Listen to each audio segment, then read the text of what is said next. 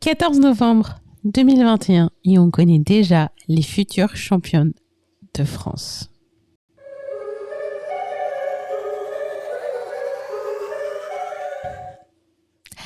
Privet, c'est Jean Lassoine. Le match Lyon-Paris Saint-Germain est terminé 6-1 pour Lyon. C'est extraordinaire. Et sans surprise, je peux vous dire que les championnes cet arrêt seront les Lyonnaises. Elles vont reprendre le titre face au Paris Saint-Germain. Ça aurait pu être vu comme un accident.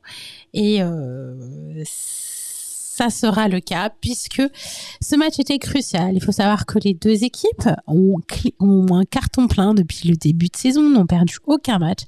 Mais déjà, les Lyonnaises avaient un avantage, étaient premières justement du classement. Pourquoi ? Puisqu'elles ont un goal average d'une 30aine de buts, contrairement aux Parisiennes qui n'avaient qu'une 20aine avant le début du match. Donc du coup déjà, c'était obligé pour les Parisiennes, si elles voulaient avoir une chance d'être championnes cette année, c'est qu'il fallait absolument marquer et gagner contre Lyon. Lyon, en fait, c'était le match où il fallait utiliser cet avantage pour réduire le score. C'était une opération cruciale. Malheureusement, on va dire, le Paris Saint-Germain a manqué beaucoup de chance, que ce soit sur l'extra sportif ou que ce soit dans le jeu ou dans la tactique que le coach avait. Première erreur du Paris Saint-Germain, c'était tout simplement de jouer ce match. Le Paris Saint-Germain a fait appel et ça n'a pas marché.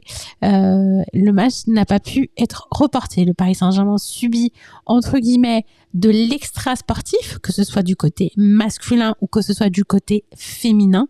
Mais pour le féminin, c'est très très grave. Il s'agit bien sûr du cas de Kara Amri, agressée justement début novembre alors qu'elle se rendait chez elle accompagnée par Aminata Diallo dans la voiture. Il y avait aussi Shakina Karchaoui qui a été déposée juste avant Amri. Elle se rendait justement à leur domicile suite à une soirée du Paris Saint-Germain qui a été organisée.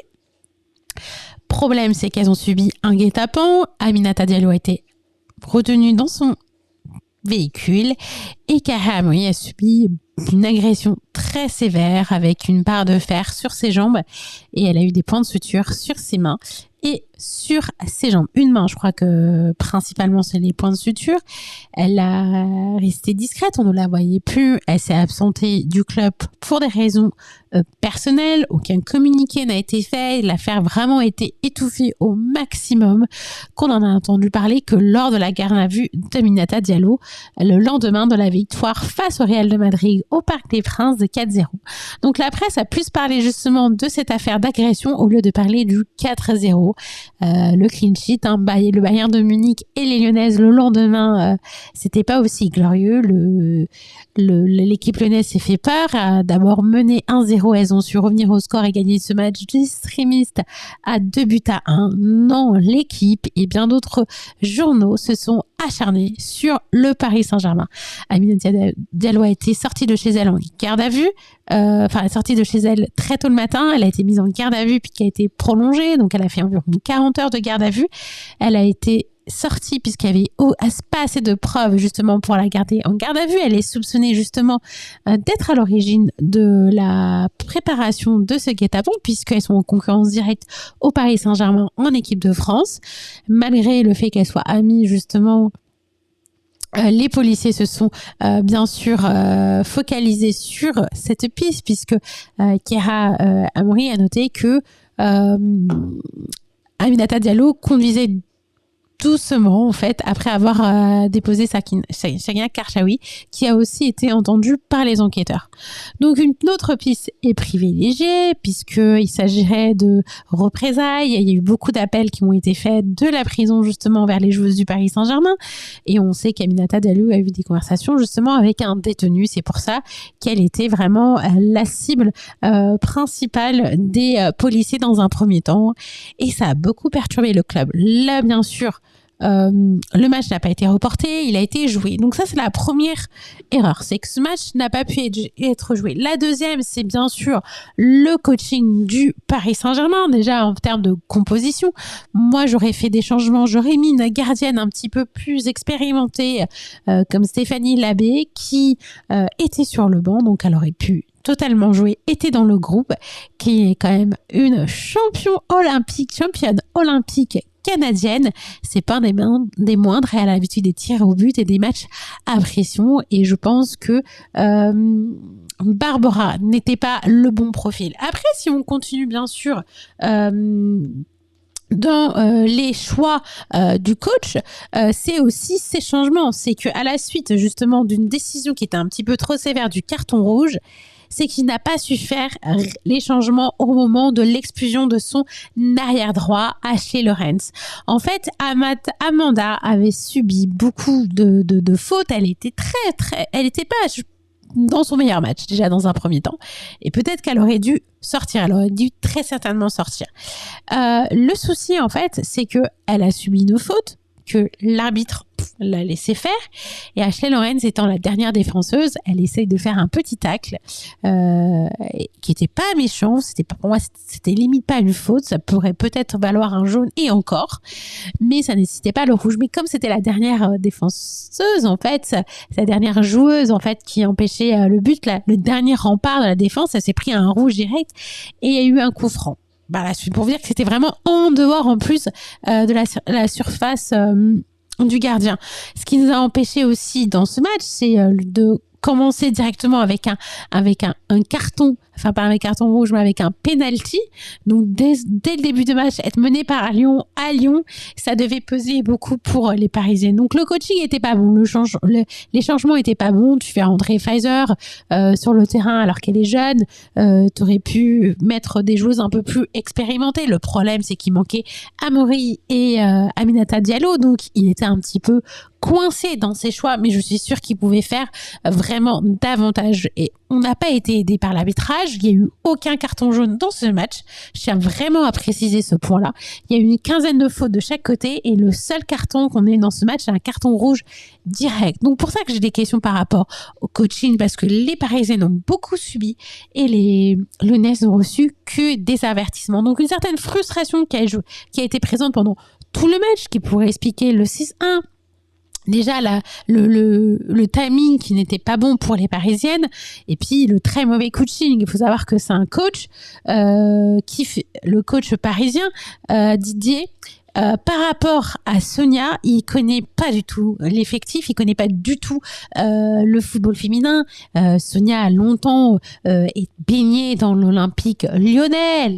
C'est une entraîneuse avec beaucoup d'expérience quand même par rapport à Didier qui n'a fait que la Ligue 1. Ces derniers paramètres à Ligue 1 reposent vraiment à l'air-lumière.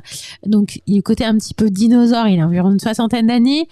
Par rapport à la jeunesse, Sonia qui a pris son rôle en cours de la saison l'année dernière.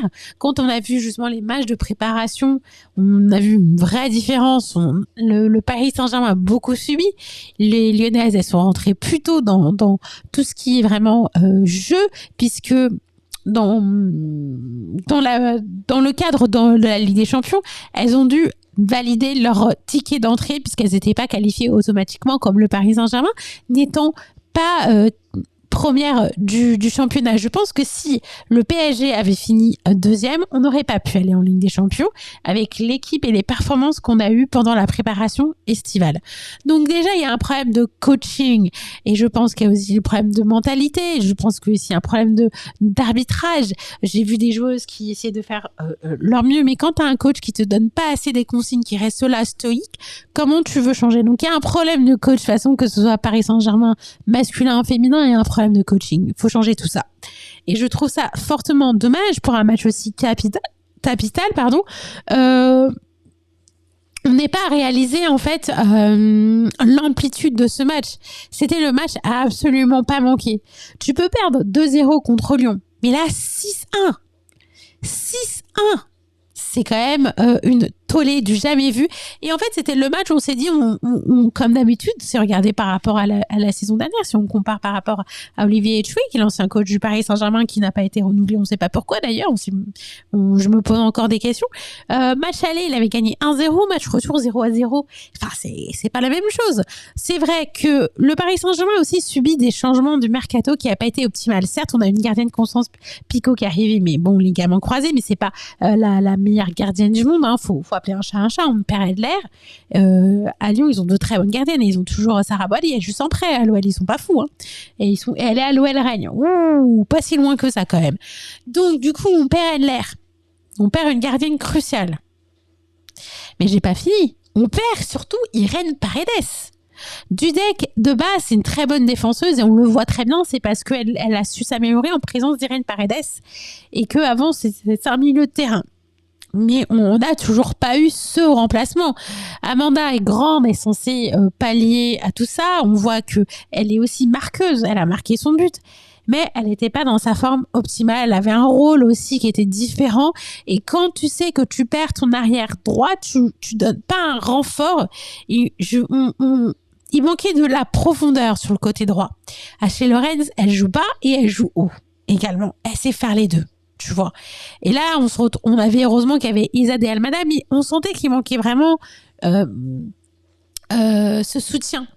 Je pense que avec toutes les erreurs d'Amanda, elle aurait dû sortir et je pense qu'elle aurait apporté sa sortie aurait pu apporter beaucoup plus de sérénité. On aurait pu avoir un milieu qui soit un peu plus renforcé. Sandy Baltimore, elle est rentrée. Elle est sortie pour Bachmann. Bachmann aurait pu rentrer davantage. Bachmann, c'est quelqu'un qui sait faire le repli défensif. C'est quelqu'un qui a du coffre, qui peut beaucoup apporter. Et je trouve que son entrée très tardive sur le terrain, c'était pas très intelligent. Elle aurait fait, par exemple, on n'aurait pas dû sortir d'Abritz, hein, pour peut-être qu'elle était fatiguée, j'en sais rien, mais franchement, sortir d'Abritz pour Pfizer et les filles, j'ai bien aimé son entrée.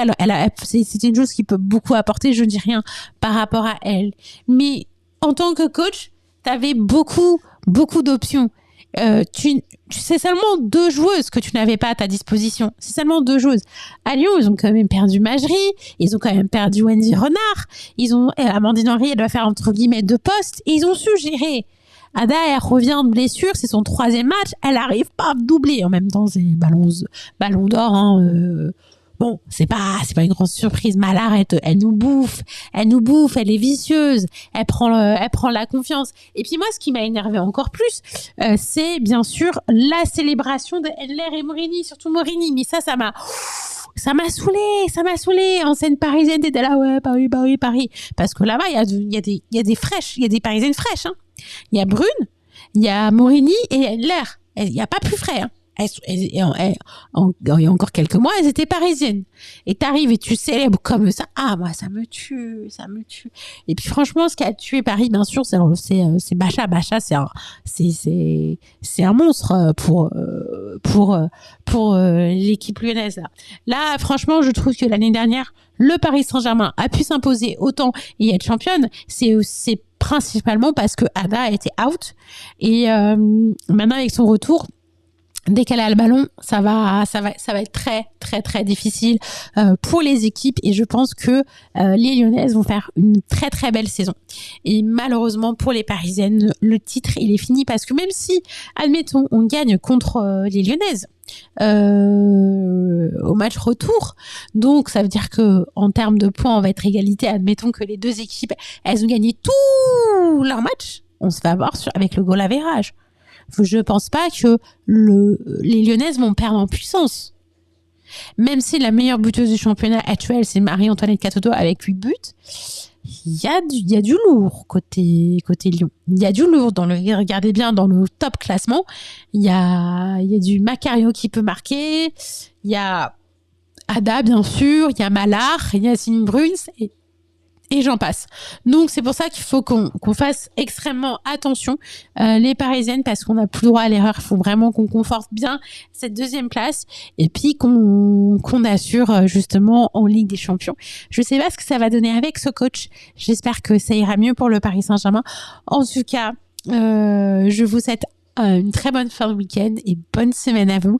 Et surtout, vive le Paris Saint-Germain. Merci d'avoir regardé cette vidéo. Ça me fait extrêmement plaisir de partager justement et de vivre les matchs parce que ce match, je l'ai commenté.